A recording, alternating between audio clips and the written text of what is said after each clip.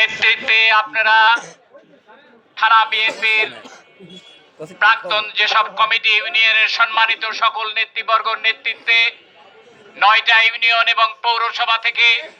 আগত সকল পর্যায়ের মুরব্বী যুবক ভাইরা সকল নেতৃবর্গ উপস্থিত হয়েছেন এবং সবাইকে আমাদের পক্ষ থেকে থানা বিএনপির পক্ষ থেকে আপনাদের আন্তরিক ধন্যবাদ এবং কৃতজ্ঞতা জানাই এবং আপনাদের সালাম জানাই। আসসালামু আলাইকুম ওয়া রাহমাতুল্লাহ। স্বল্প নোটিশে রাত্রে 11টার দিকে একটু আলোচনা হলো, তারপরেই আমরা টেলিফোনে আমাদের নেতৃবর্গকে সালাম দিয়েছি, অনুরোধ করেছি যে আপনারা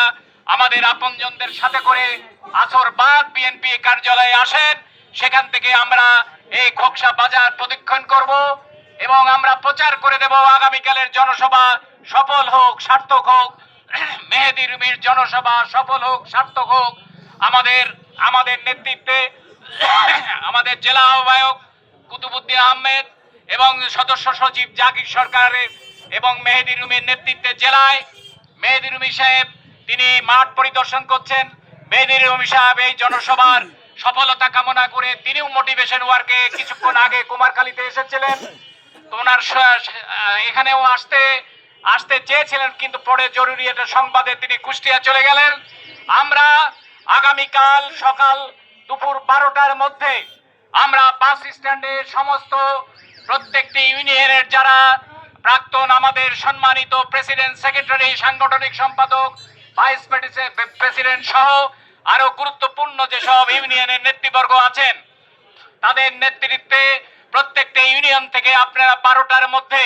যাদের মোটরসাইকেল আছে আপনজন হিসাবে দলের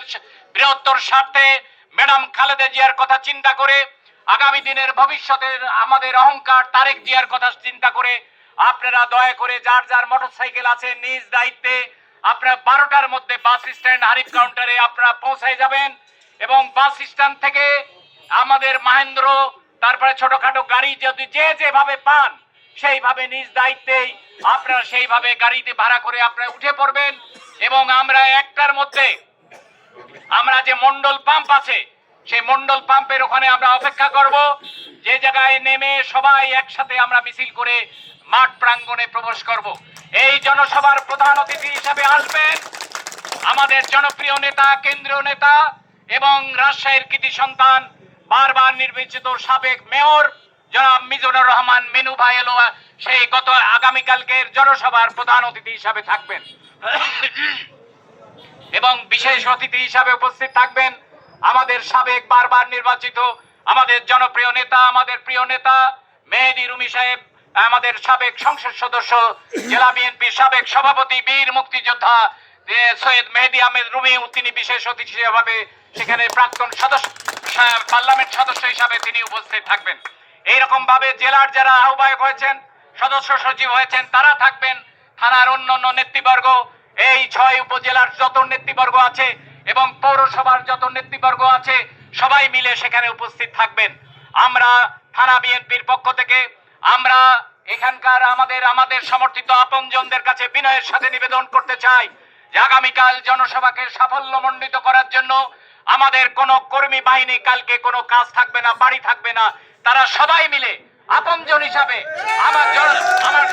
দলের অনুষ্ঠান মনে করে সবাই নিজের দায়িত্বে আপনারা সেইভাবে বাস স্ট্যান্ডে আসবেন, নিজ দায়িত্বে আপনারা সবাই মিলে যাবেন। যার মোটরসাইকেল আছে সে নিজ দায়িত্বে মোটরসাইকেল নিয়ে বহরে থাকবেন এবং কালকে প্রমাণ হবে দলকে যারা ভালোবাসেন তারাই কালকের মিটিং এ যোগদান করবেন। সেই জন্য বিনয়ের সাথে নিবেদন থাকলো আমাদের কোনো ভুল ত্রুটি থাকলে ক্ষমা সুন্দর দৃষ্টিতে দেখে আমাদের বর্তমান প্রেক্ষাপট, আপনারা খোকসার প্রেক্ষাপট সবাই আপনারা জানেন। সবকিছু জানার পরও আমরা সংবাদ দিলে আপনজন হিসাবে যেভাবে আপনারা আমাদের কাছে ছুটে আসেন এই ঋণ কোনোদিন শোধ করা যাবে না। আমরা কৃতজ্ঞতার সহিত আমিও আনিস আপনাদেরকে কৃতজ্ঞতা জানাই। দলের পক্ষ থেকে আমাদের সাথে ইউনিয়নের যারা সম্মানিত নেতৃবর্গ, সাবেক চেয়ারম্যান সহ পৌরসভার যারা নেতৃবর্গ আছেন সকলে মিলে